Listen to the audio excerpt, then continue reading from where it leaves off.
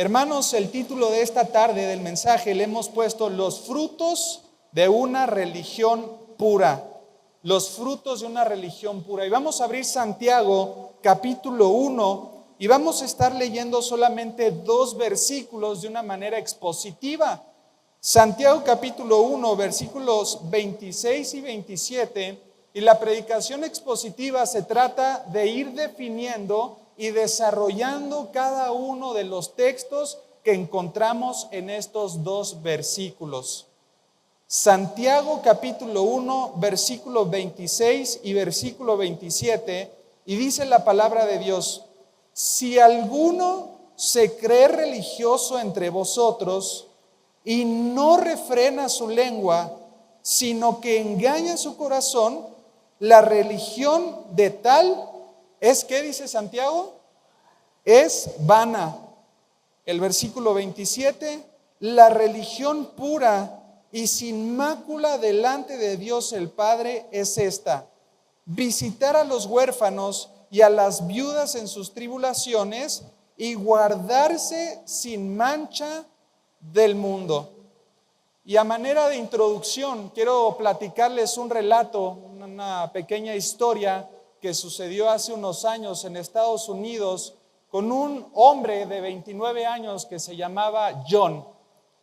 En un pequeño pueblo vivía este hombre llamado John, y John era conocido por ser un líder comunitario muy activo. Repito, John era muy conocido por ser un líder comunitario muy activo. John siempre se presentaba como un modelo de virtud y siempre hablaba sobre la importancia de la caridad y los servicios hacia los demás. John cada domingo en la iglesia daba discursos apasionados sobre ayudar a los necesitados y siempre se aseguraba de que todos lo vieran a él poniendo generosas sumas de dinero en el plato de las ofrendas. Un día, la iglesia a la que John asistía decidió organizar un evento benéfico para recaudar fondos destinados a un orfanato local que estaba en una necesidad urgente de reparaciones en sus instalaciones. John, como era de esperarse, tomó la delantera de este proyecto, tomó la delantera de la organización del evento y empezó a insistir mucho en la mente de los congregantes. Él decía que debían demostrar juntos la generosidad y el compromiso con los menos afortunados. Durante las semanas previas al evento, John habló incansablemente sobre la importancia de donar. Reprendía y exhortaba, hermanos, de una forma contundente a cualquiera que dijera que no podía aportar con mucho o con poco. Él insistía en que todos tenían que hacer un sacrificio por una causa tan noble. En su círculo de amigos, John estaba en medio de los aplausos. John era un héroe, era el epítome de la generosidad y la virtud. Finalmente, queridos hermanos, llegó el día del evento. El salón comunitario estaba decorado de forma preciosa. Habían puesto flores, habían puesto unos candelabros hermosos, estaban las sillas y las mesas de los invitados. Y sin duda John se acercaba con cada asistente a estrecharles la mano y recordarles que la generosidad es una virtud que se expresa en circunstancias de necesidad. Cuando llegó el momento de anunciar las donaciones, John se levantó en medio de todos, hizo un espectáculo de entregar un cheque, asegurándose de que todos vieran la cantidad tan grande que estaba aportando. Había un 2, había un 0, había un 0, había un 0, había un 0, había un 0, había un 0, etcétera, etcétera. La comunidad se asombró a ver al cheque. Los que eran miembros de la tesorería empezaron a fijarse en un problema que estaba sucediendo en ese día. Estaban viendo los fondos de las recaudaciones y el cheque de John no tenía la cantidad que él había entregado. Trataron de rectificarlo 1, 2 y 3 veces con el banco y el banco le decía: esta persona no tiene ni 1,000 pesos en su cuenta. El pastor de la iglesia, dándose cuenta de esta gran mentira que se estaba haciendo, preparó un sermón el domingo porque sabía que John iba a estar sentado. Y dijo las siguientes palabras que van a aparecer ahí en la pantalla. Fíjense muy bien lo que dice. La verdadera piedad, a lo mejor no se alcanza a ver bien, pero yo se los voy a leer. Dice: la verdadera piedad no busca el reconocimiento ni la alabanza. No se trata de lo que podemos mostrar a los demás, sino de lo que realmente hacemos en el corazón y en secreto. Y las últimas líneas dice lo siguiente: la hipocresía es pretender ser lo que no somos y usar la virtud como una máscara para ocultar nuestras verdaderas intenciones. John, obviamente avergonzado y arrepentido, tuvo que dar la cara enfrente de la comunidad, tuvo que dar la cara enfrente del orfanato y le prometió al pastor de la iglesia que nunca más iba a ser un engaño como tal. Y hermanos, ¿por qué inicio con esta ilustración? Porque la carta, la cual estaba siendo destinada por parte de Santiago, era a hombres y mujeres pertenecientes a una iglesia, hombres y mujeres que habían depositado su fe y su confianza en la obra redentora del Señor Jesucristo, pero que estaban llevando una religiosidad que no era de acuerdo a los principios de la Biblia, la palabra de Dios. Y fíjate cómo empieza Santiago en el capítulo 1, volvemos al versículo 26 y fíjate cómo les dice Santiago de una manera directa. Santiago les dice: si alguno se cree religioso, diga conmigo religioso, entre vosotros y no refrena su lengua, sino engaña su corazón, la religión de tal es vana. Y vamos a ver, hermanos, como principio, ¿verdad? O en primer lugar, esta oración que vemos que dice: me considero una persona religiosa, o si lo trasladamos a nuestro contexto, tú podrías decir hoy: me considero un buen cristiano. Esta palabra de si alguien se considera religioso es una oración condicional que describe la vida tal cual es. Y muchos de nosotros, amados hermanos, nos consideramos buenos cristianos. Pero fíjate muy bien, lo basamos en los hechos exteriores que están relacionados muchas veces a la iglesia. Por lo general, si tú hoy podrías decir me considero un buen cristiano, bueno, es porque previamente pensaste que asistes a los cultos de tu iglesia. A lo mejor te consideras un buen cristiano porque estás sirviendo en alguno de los ministerios, a lo mejor estás en la alabanza, puede ser que estés de decán, de seguridad, en audio, en video, puede ser que estés en algún otro ministerio como en los baños, con los niños, y ese es el respaldo que tú utilizas para decir yo soy un buen cristiano, porque voy a la iglesia, no falto ningún domingo, me siento en una silla y constantemente hago los apuntes, oro, me disipulo y también llevo a cabo incluso hasta ayunos intermitentes. Pero hermanos, la pregunta que nosotros nos tenemos que hacer es la siguiente: ¿cuál es tu regla de medición? ¿Cuál es la regla de medición? ¿En base a qué estás diciendo que tú eres una buena hija y un buen hijo de Dios? Y si nosotros pudiéramos decir algo contundentemente, nuestras conclusiones son la constante observancia de nuestra conducta dependiente a la iglesia. Asistir los domingos, orar, abrir la Biblia, servir en un ministerio. Pero hermanos, la palabra de Dios dice totalmente lo contrario. Tanto es así que el Señor Jesucristo en su ministerio terrenal se enfrentó varias veces con un grupo en específico, un grupo que era demasiado religioso, que era el de los fariseos, que siempre se interesaron en la parte exterior y nunca entendieron que lo que verdaderamente Dios está buscando es tu corazón. Antes que tus obras es tu corazón. Una buena acción, pero con una mala intención, termina siendo pecado. Acompáñame, por ejemplo, a Mateo capítulo 23, ahí en tu Biblia. Vámonos rápidamente, Mateo capítulo 23, y vamos a ver de qué manera el Señor Jesucristo reprendía a aquellas personas que basaban su buena religión en conductas externas. Mateo capítulo 23, en el título de sus Biblias, seguramente Jesús acusa ¿a quiénes? A escribas y también a los fariseos. Ve lo que dice el versículo 1, 2 y 3.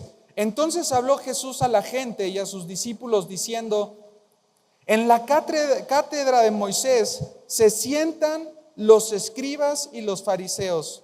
Así que todo lo que os digan que guardéis, guardadlo y hacedlo, mas no hagáis conforme a sus obras, porque los fariseos, ¿qué hacían?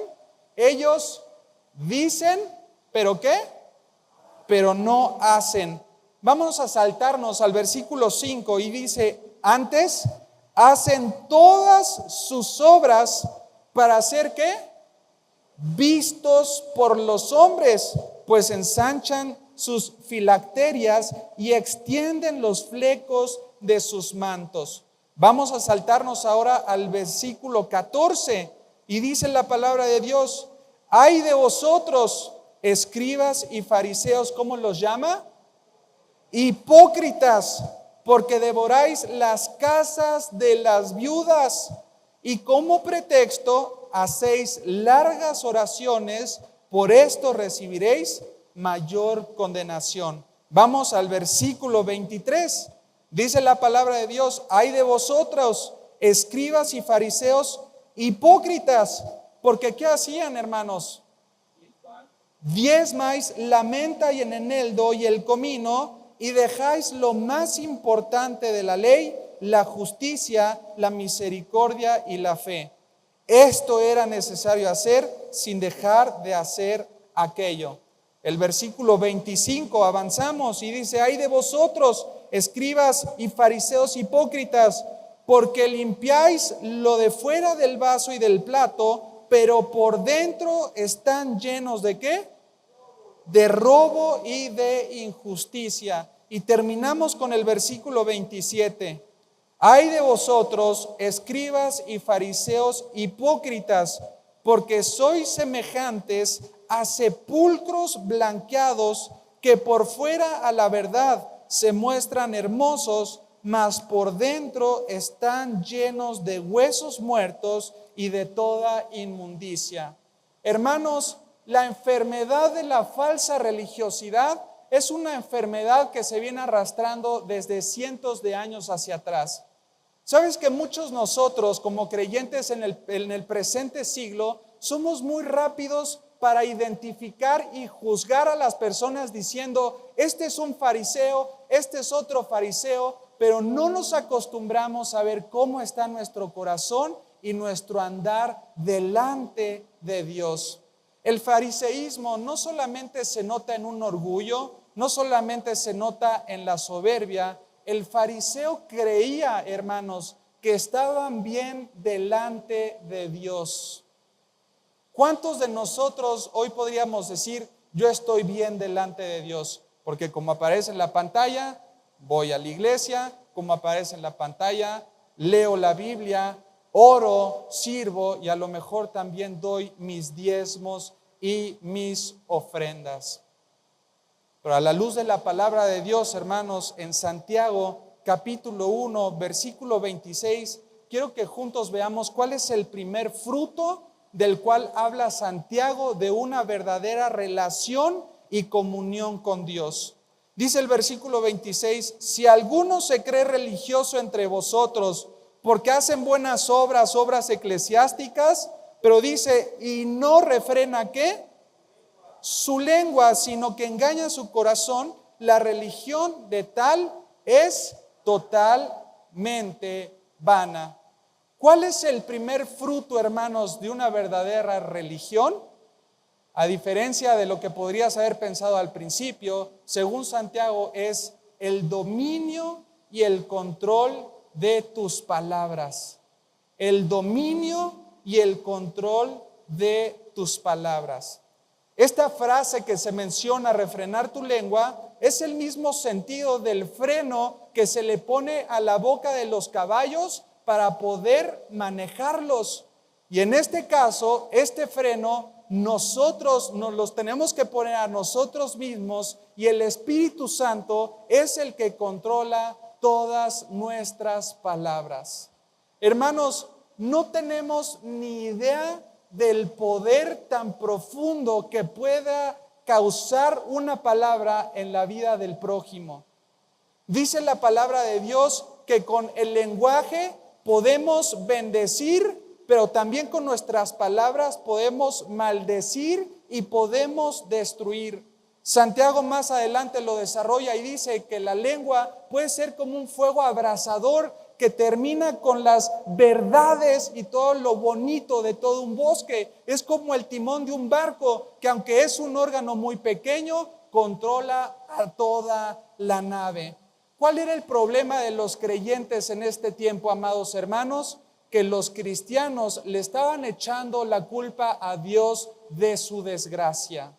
Los cristianos le estaban echando la culpa a Dios de su desgracia. Recordando el contexto de la carta de Santiago, Santiago se escribió aproximadamente en el año 45 al 50 después de Cristo. Si nosotros quisiéramos ubicar la carta de Santiago, la podríamos poner en el libro de Hechos del capítulo 6 al capítulo 10. Y en el capítulo 7 y 8 de Hechos es cuando Saulo empieza a perseguir a toda la iglesia. Todos se habían reunido de todas las naciones, estaban de Mesopotamia, de Irak, de Turquía, de Siria, de Grecia, estaban de África y de otras naciones. Se habían reunido en la iglesia de Jerusalén para festejar el día de Pentecostés. Y ahí, mientras ellos estaban reunidos, vino Hechos capítulo 2, la venida del Espíritu Santo. Empieza la iglesia primitiva y Esteban, uno de los más grandes referentes de la iglesia, es perseguido y es matado. E inmediatamente después de la muerte de Esteban, los judíos, el Sanedrín, Saulo empieza a perseguir a la iglesia y empieza a ir casa por casa, tocando las puertas. Abría el papá de la casa y le decía: ¿alguno de ustedes dice que Jesús es el Cristo, el Hijo de Dios? No, nosotros no. Ok, bueno, entonces eran libres de la condenación. Tocaban otra casa y preguntaban: ¿alguno de ustedes dice que Jesús es el Cristo, el Hijo de Dios? Y si decían que sí, los metían a la cárcel, eran apedreados y eran despojados de todos sus bienes materiales. Hermanos, la carta de Santiago y los creyentes de ese tiempo estaban pasando una persecución que no nos podríamos imaginar. Ellos se encontraban, nosotros les decimos, en las dos P's, en la doble P, y no es peso pluma. La doble P es persecución y es pobreza. Ahí se encontraban los cristianos, sobre persecución y en la pobreza. Conseguir un trabajo en ese tiempo era prácticamente imposible para un cristiano. Tener unos bienes como una casa y poder gozar de la compra y venta de los recursos necesarios para vivir era imposible para un cristiano. Y los cristianos de este tiempo estaban culpando a Dios de su desgracia. Y hermanos, cuando el creyente empieza a culpar a Dios de lo que está sucediendo a su alrededor, no tenemos ni la más mínima idea de la repercusión tan grande que podemos causar en aquellas personas que no han conocido a Cristo. ¿Cuál es uno de los ejemplos más claros? La pandemia. En la pandemia, ¿verdad? Los creyentes, en vez de ser parte de la seguridad y de la paz, fuimos parte del alboroto. Empezamos a decir con nuestra boca, no sabemos qué es lo que sucede, tengo mucha falta de paz porque perdí mi trabajo, no voy a salir a ninguna parte porque tengo miedo, culpando a Dios o viviendo en una plataforma de incertidumbre. Vienen las elecciones y vemos los resultados de las elecciones y el creyente, en vez de ser parte por medio de su habla física y textual o por medio de mensajes, somos parte del alboroto, hermanos, como si nosotros no supiéramos que Dios es soberano y que Él está al control y del cuidado de su pueblo. Hermanos, Santiago los tiene que detener porque saben que la iglesia, en vez de juntarse para alabar y reconocer la soberanía de Dios, están siendo parte del alboroto y de la queja y el juicio. Fíjate lo que dice Proverbios capítulo 10, versículo 19, si me sigues ahí en tu Biblia. Proverbios capítulo 10, versículo 19. Y dice la palabra de Dios, va a aparecer también ahí en las pantallas. Dice, en las muchas palabras no falta ¿qué? No falta el pecado, mas el que refrena sus labios se le considera un creyente ¿qué? Que es prudente. Vamos ahora a Proverbios capítulo 13, versículo 3, unas páginas al lado. Proverbios capítulo 13, versículo 3. Dice, el que guarda su boca, ¿qué guarda? Su alma. Mas el que mucho abre sus labios, ¿tendrá qué? Tendrá calamidad. Hermanos, el primer fruto a la luz de la palabra de Dios y según lo que Santiago nos está tratando de decir es lo siguiente. Tú te puedes considerar un buen cristiano porque vienes a la iglesia. Puedes considerar que eres buen cristiano porque abres la Biblia, porque oras, porque ayunas, porque diezmas. Pero según Santiago versículo 1, versículo 26 dice que si tú haces todo esto, pero no tienes dominio sobre la queja y el juicio, todo lo que hagas viene a ser algo vano. Imagínate qué difícil, amada iglesia. Puedes ser muy obediente a todas las prácticas religiosas, pero tienes una lengua que es ingobernable. Y si tienes una lengua ingobernable, todas tus prácticas resultan ser vacías. Ve lo que dice Santiago capítulo 1, versículo 26. Si alguno se cree religioso entre vosotros y no refrena su lengua, ¿qué es aparte? ¿Qué es lo que hace el creyente? Engaña a su corazón. Diga conmigo, engaña a su corazón. Ahora fíjate muy bien lo siguiente, quiero notar algo. Santiago no dice que el corazón es el que te engaña a ti. Jeremías 17:9 dice, engañoso es el corazón más que todas las cosas y perverso, ¿quién lo conocerá? Pero según el sentido que nosotros estamos viendo, tú pones la dedicación y el esfuerzo para engañar al engañador. Eres tú el que está engañando a su corazón. ¿A qué hace referencia a esto? Es como poner una programación falsa en la computadora de tu subconsciente y tratarte de autoconvencer que solamente con venir a la iglesia, con diezmar y orar, estás cumpliendo con tu parte delante de Dios. Eso es engañar tu corazón. Utilizamos todos los hábitos piadosos como placebos espirituales, porque no hay una congruencia en nuestra vida cristiana. Cumples en algunas cosas, puedes tener un pie dentro de la iglesia, pero tienes el otro afuera.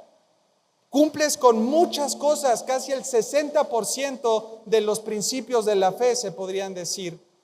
Pero hermanos, si tienes otro pie y tienes un 40 y un 30% en prácticas mundanas y que no son de acuerdo a la palabra de Dios, esto no va de acuerdo a la doctrina bíblica. Y cuando sucede eso, un doble corazón, nos volvemos en expertos para engañar nuestras mentes.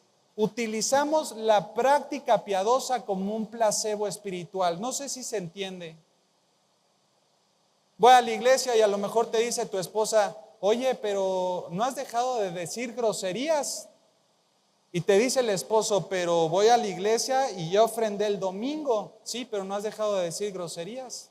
Sí, pero voy a la iglesia y ya me puse a orar y leo la Biblia y ofrendo los domingos. Sí, pero no has dominado tu lengua. O tú solito a tu propio corazón y a tu conciencia, y si tienes el sello del Espíritu Santo, el Espíritu Santo constantemente te va a estar confrontando con tu pecado. Y en esa confrontación tú tratas de autoengañarte, tratando de sensibilizar tu corazón y tu mente, diciéndole, asisto a la iglesia, leo la Biblia, diezmo y me discipulo. Pero dice Santiago que si no podemos tener un dominio sobre la queja y sobre el juicio, entonces el resultado es que nuestra vida cristiana es totalmente vana. Di conmigo vana. Esta palabra vana está en el griego mataios o mataios con acento en la A. Fíjense el significado que tiene. Vana significa que no sirve de nada, no tiene fuerza, no tiene verdad, no tiene éxito, no tiene resultados, es inútil y no sirve para ningún propósito. Repito, la palabra vana es mataios, que significa no sirve para nada, no tiene fuerza, no vale de nada, no tiene verdad, no tiene éxito, no tiene resultados, es inútil y es sin propósito. Hermanos, mucha gente puede tener una apariencia de piedad dentro de la iglesia, pero su lengua es la que los va a delatar. ¿Cómo está su lenguaje? No dentro de la iglesia, que dentro de la iglesia es muy sencillo tener un lenguaje religioso. Dentro de la iglesia es muy sencillo no ser parte de la queja, o a lo mejor y sí. Puede ser que te quejes constantemente de la alabanza. Ay, esta canción a mí no me gusta. Ay, este tono no es el que a mí me encanta. Ay, es que el pastor, ay, es que el edecán, ay, es que el estacionamiento, el calor. Hermanos, su lenguaje últimamente como verdaderos creyentes, ¿cómo ha sido delante de Dios? A la luz de la ecuación de Santiago es, tú puedes venir todos los 58 domingos del año, pero si no tienes gobernada tu lengua, esos 58 domingos no sirve de absolutamente nada. De la abundancia, ¿habla qué? El corazón. Y Dios lo que está persiguiendo es primeramente tu corazón antes que tus obras. Amén. Continuamos en Santiago capítulo 1 y vamos rápidamente ahora al versículo 27. Vamos a ver ahora la otra parte de la moneda. El primer fruto, ya lo dijo, el primer fruto de una verdadera religión es tener un dominio sobre mi lengua. Y en el versículo 27 vamos a ver los otros dos frutos. Dice, la religión pura y sin mácula, sin mancha delante de Dios el Padre es esta. Ahora pongan mucha atención a la siguiente afirmación. Visitar a los huérfanos y a las viudas, ¿en qué? En sus tribulaciones. Di conmigo, visitar. Di otra vez, visitar a los huérfanos y a las viudas en sus tribulaciones. Dile al lado, visitar, hacia así, visitar. Al que tienes a la izquierda, dile visitar.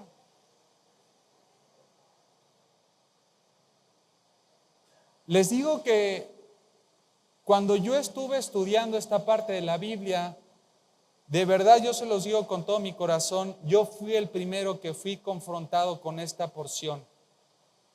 Santiago tiene una homilía tan preciosa y una forma de escribir la carta que cuando va a tocar el tema de los huérfanos y de las viudas, presenta a Dios como Padre. Si te das cuenta en el versículo 27, la religión que Dios nuestro, ¿qué? Padre. Y ahí está introduciendo al lector a un ambiente de familia. Si antes estaba relacionando Santiago como un líder hacia sus congregantes, en el versículo 27 quiere cambiar el ambiente y quiere ponernos a todos sobre la misma página y el mismo cuarto. ¿Cuál es ese? Que todos los que depositaron su fe y su confianza en Cristo son hijos ¿de quién? Hijos de Dios. Por eso nos decimos hermanos, que así como yo soy hijo, Héctor es hijo, Jimena es hija, Michelle es hija, y como todos somos hijos, nos podemos decir hermanos. Santiago nos introduce a un ambiente de familia, y cuando él lo hace es para que nos demos cuenta el ejemplo que el Padre tuvo hacia sus hijos.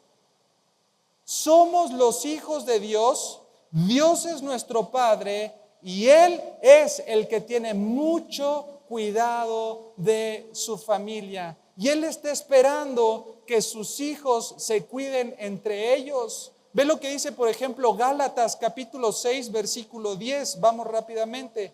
Gálatas capítulo 6, versículo 10. Lo dice en el Nuevo Testamento. Dice la palabra de Dios, así que, según tengamos oportunidad, ¿qué dice? Hagamos bien a todos y mayormente ¿a quiénes? A los de la familia de la fe. Hermanos, Dios es nuestro Padre, nosotros somos sus hijos, y así como los padres quieren lo mejor para sus hijos, Dios quiere lo mejor también para su iglesia. Y el ejemplo del cuidado de Dios como Padre lo podemos ver a lo largo del todo el Antiguo Testamento. Salmos capítulo 68, versículo 5, vámonos rápidamente. Salmos capítulo 68, versículo 5.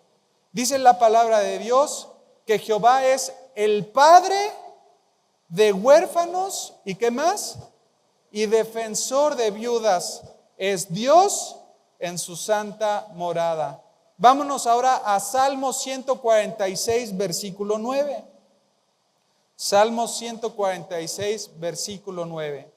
Dice, Jehová guarda ¿a quiénes? A los extranjeros, al huérfano y a la viuda sostiene, y el camino de los impíos, ¿qué dice? Trastorna. Deuteronomio capítulo 10, versículo 18. Acompáñenme rápidamente. Deuteronomio 10, 18. Dice la palabra de Dios que hace justicia al huérfano y a la viuda, que ama también al extranjero, dándole ¿qué? Pan y vestido. Hermanos, en el Antiguo Testamento vemos el ejemplo de Dios hasta este grupo tan vulnerable, los huérfanos y las viudas. Dios en su hermosa misericordia, en su hermosa bondad y gracia, tuvo un cuidado muy especial hacia estos grupos que constantemente son vulnerables. Pero cuando viene el tiempo de la iglesia, Hechos capítulo 2 en adelante, Dios le da una encomienda que no es directamente relacionada con los líderes y los pastores. Esta encomienda es para todos los hermanos, es para todos los creyentes y cristianos. ¿Cuál es la encomienda? Dice el versículo 27, visitar a los huérfanos y a las viudas, ¿en qué? En sus tribulaciones. Hermanos, esta parte que dice en sus tribulaciones no quiere decir que la visita se tiene que hacer cuando haya sobrevenido un nuevo problema en la vida del huérfano o de la viuda.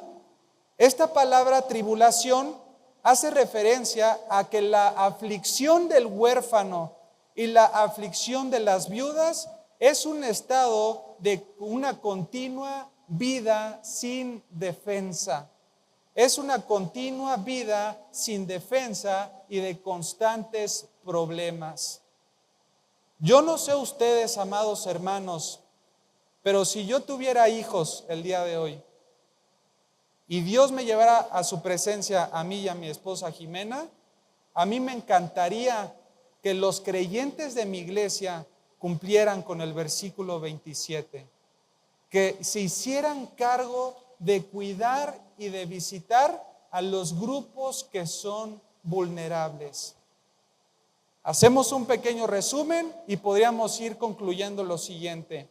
Si tú creías que eras un buen cristiano porque vienes a la iglesia, porque levantas la mano en la alabanza, porque oras, escuchas la prédica, a lo mejor vienes a los discipulados, pero en primer lugar no refrenas tu lengua, entonces estamos muy lejos de la verdadera esencia del cristianismo. Y en segundo lugar, si tú vienes a la iglesia, cantas una alabanza, cierras los ojos, lees la Biblia, te discipulas, pero no estás visitando a las viudas y a los huérfanos, lamentablemente todavía estamos muy lejos de la verdadera esencia del cristianismo. Ahora, no quiero que me malinterpreten ni me lo tomen a mal. Yo no estoy diciendo que venir a la iglesia, orar y leer y discipularse sea malo. Totalmente lo contrario, es lo que Dios nos pide y es lo que un cristiano tiene que hacer. Les estoy diciendo que el verdadero cristianismo no se limita solamente a estas prácticas. El verdadero cristianismo, según Santiago, es visitar y cuidar a los enfermos y a las viudas en sus tribulaciones. Una disculpa si este sermón a lo mejor te incomoda, pero no podremos vivir en una comodidad dentro de nuestra relación con Dios. Tenemos que ser desafiados y confrontados. ¿Cuál es el parámetro, la medida de medición? Yo te voy a hacer la siguiente pregunta, amados hermanos y hermanas, y me encantaría que fueran súper honestos. La primera pregunta es, ¿sabes quiénes son las viudas de Vida Nueva para el Mundo Querétaro?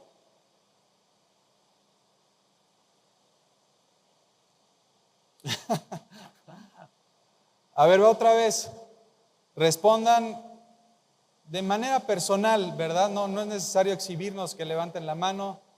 ¿Sabes, amado hermano y amada hermana, quiénes son las viudas de tu iglesia? La segunda pregunta que te quiero hacer, ¿sabes quiénes son? No los niños, pueden ser los adultos, los niños también que no tienen papá y mamá dentro de esta iglesia. ¿Sabes quiénes son los huérfanos? Yo te preguntaría, ¿qué hacemos entonces cuando venimos a la iglesia? Hemos caído a la luz de la palabra de Dios, y no estoy generalizando, cada quien es responsable de presentar cuentas delante de Dios, pero hemos caído en un egoísmo profundo. Nos preocupamos primeramente por mí, cómo estoy yo, cómo está mi corazón, pero si es difícil tratar con tu vida y la vida de tus hijos y a lo mejor con tu esposo, imagínate una mujer viuda, amado hermano y hermana.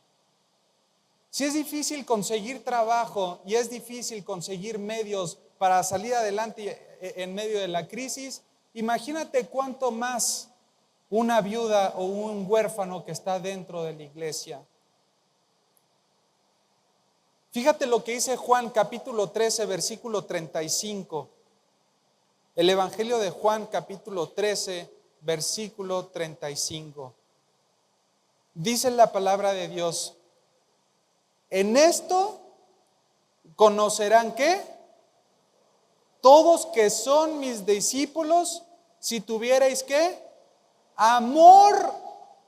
¿Cómo es que la gente se va a dar cuenta si realmente somos discípulos de Dios? Si tenemos amor los unos con los otros. Y yo no puedo decir, amada iglesia, que amo a mi prójimo si ni siquiera me preocupo por preguntar quiénes son las viudas y los huérfanos de mi iglesia.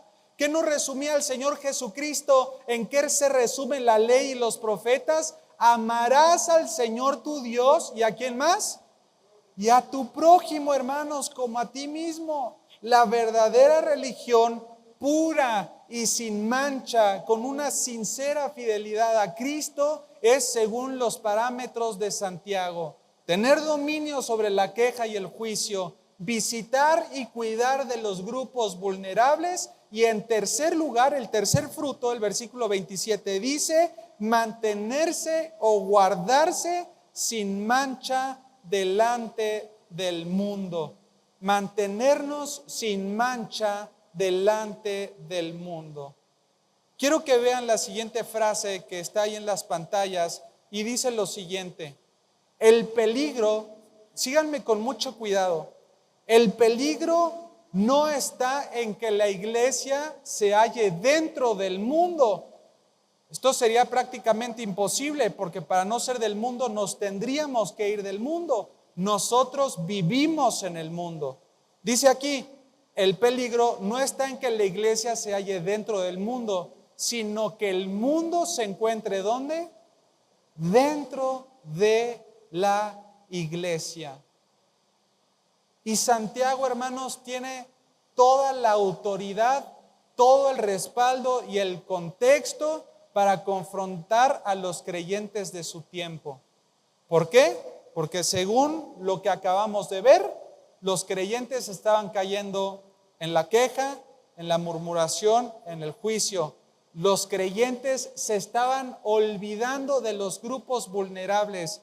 Y tú sabes que este tipo de actitudes solamente pueden pertenecer a una persona que no conoce de Dios, a una persona impía. Una persona impía es totalmente egoísta. Todo se centra en el yo. ¿Qué es lo que yo necesito? ¿Qué puedo hacer para mejorar? ¿Cómo puedo promoverme en el trabajo? ¿Cómo puedo comprar el siguiente auto? ¿Cómo puedo estar mejor en mis emociones? Pero se supone que cuando el creyente llega a la cruz de Cristo, el yo es sacado de mi corazón. Entra Cristo a gobernar mi vida y Cristo dice, no hay un amor más grande que este, que el uno ponga la vida por sus hermanos. El mayor distintivo, dice la palabra de Dios, es que se amen los unos a los otros. Ama a tu prójimo, preocúpate por los grupos vulnerables. Amada iglesia de Vida Nueva para el Mundo Querétaro, no permitamos que el mundo entre a nuestras paredes. No lo podemos permitir. Tenemos que ser una iglesia que se presente sin mancha delante de Dios.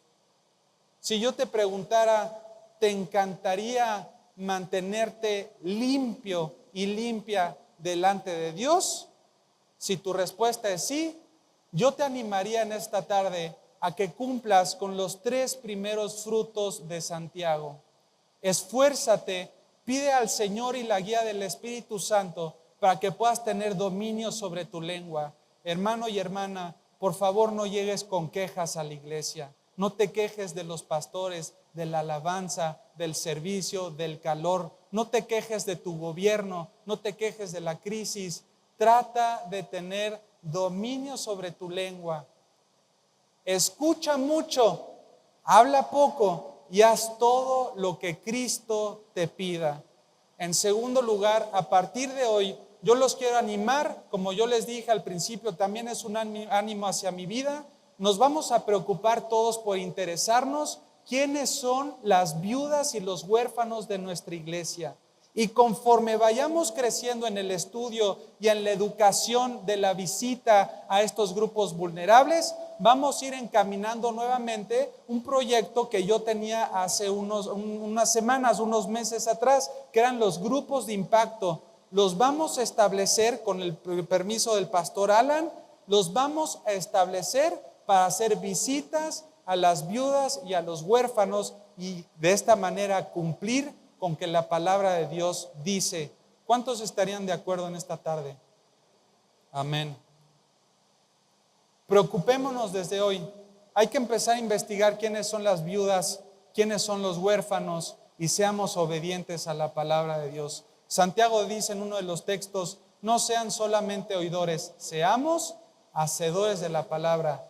Y la promesa dice, y seremos bienaventurados en todo lo que hagamos. Vamos a orar. Dios, te damos gracias, Padre, por esta hermosa tarde que tú nos regalas.